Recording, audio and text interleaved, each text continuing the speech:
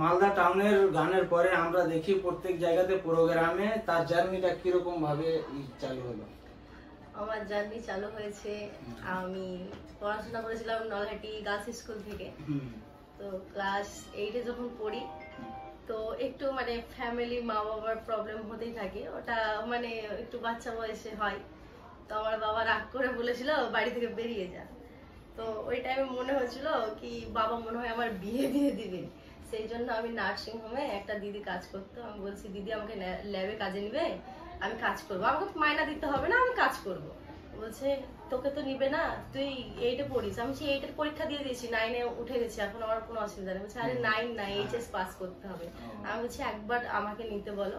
হ্যাঁ, আমি একদিন ল্যাব গেলাম, ল্যাবে যে বললাম কি আমাকে স্যার কোনো বেতন দিতে হবে না, জাস্ট আমি কাজ করবো, কাজ শিখবো। তো ওখানে আমি 3 মাসে অনেক কাজ শিখে গেছিলাম। তারপরে হয়তো 10-12টা নার্সিং হোমে কাজ করেছি, মানে নার্সের সার্টিফিকেটও আছে আমার। তারপরে এই মডেলিং লাইনে আসি।